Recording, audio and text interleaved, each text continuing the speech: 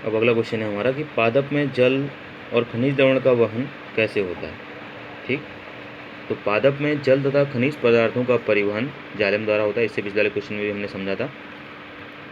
जल तथा जल में घुलित खनिजों का अवशोषण पादप जड़ द्वारा करते हैं।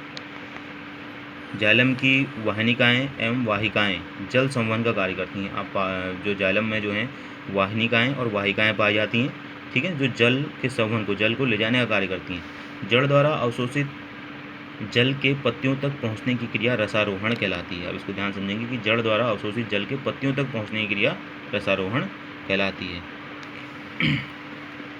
ठीक है, तो रसारोहण क्रिया निम्नलिखित तथ्यों पर आधारित होती है। ठीक, अब इस पॉइंट वाइज इसके आंसर हैं। फर्स्ट देखेंगे कि जाइलम वाहिकाओं तथा वाहिनियों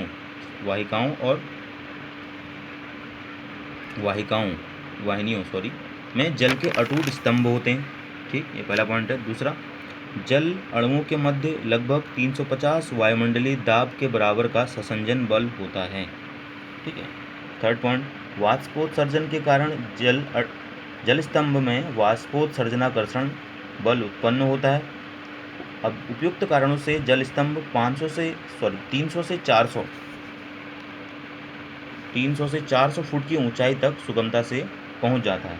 ऊपर चढ़ते हुए जल के साथ ही अवशोषित खनिज पोषकों का भी वितरण होता है। तो इस तरह से जो है रसारोहण की क्रिया के फलस्वरूप जो है जाइलम की वाहिनिकाओं और वाहिकाओं द्वारा जल का संवहन का कार्य होता है।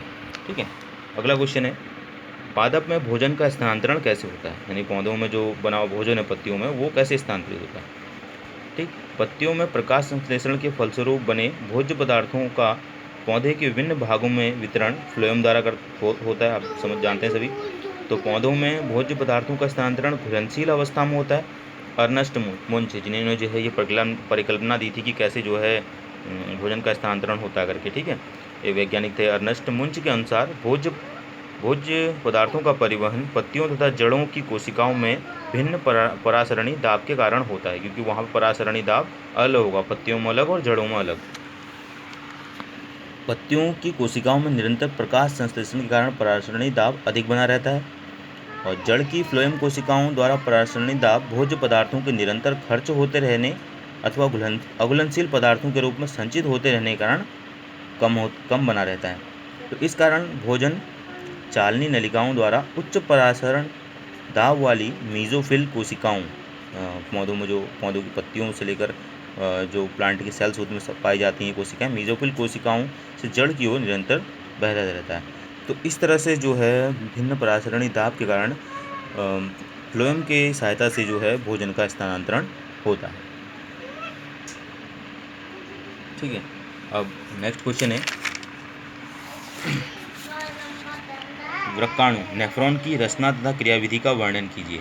तो वृक्काणु क्या होते हैं इसको आप समझेंगे। वृक्क का निर्माण असंख्य सूक्ष्म कुंडलित वृक्क नलिकाओं या नेफ्रॉन से होता है। ठीक है, यानी वृक्क किडनी का निर्माण जो होता है वो असंख्य सूक्ष्म कुंडलित वृक्क नलिकाओं या नेफ्रॉन से होता है। कह रहा हो नेफ्रॉन उसको इंग्लिश में बोला जाता है वृक्काणु को। ठीक है, तो अनेक वृक्काणु जो है वृक्क के अंदर उपस्थित होते हैं। तो प्रत्येक नेफ्रॉन के दो भाग होते हैं, मेलपीकी कोष और स्त्रावी नलिका। ठीक है, मेलपीकी कोष में प्यालीनुमा संरचना बोमेन संपुट तथा रक्त केशिकाओं का गुच्छा ग्लोमेरुलस होता है। ठीक है, और स्त्रावी नलिका के 3 भाग होते हैं, समीपस्थ कुंडलित भाग, मध्य का हेनले लूप और अंतिम कुंडलित भाग। ठीक है, तो मध्य भाग हेनले लूप के चारों ओर रक्त केशिकाओं का परिनालिका केशिका जालक होता है। नेफ्रॉन का अंतिम कुंडलित भाग संग्रह नलिका में खुलता है। ठीक है, इस तरह से जो है इसकी संरचना होती है। इसकी मैंने आपको चित्र भी आपको मैंने भेजा है। ठीक है, इसके बाद इसकी क्रियाविधि क्या है, कैसे ये कार्य करता है करके। ठीक, ग्लोमेरुलस में रक्त परानिस्यंदन होता है, यानी अल्ट्रा फिल्ट्रेशन होगा यहाँ पे रक्त का। इसके फलस्वरूप नेफ्रिक फिल्ट्रेट बनता है। नेफ्रिक फिल्ट्रेट में पुनः अवशोषण तथा स्त्रावण द्वारा मूत्र का निर्माण होता है।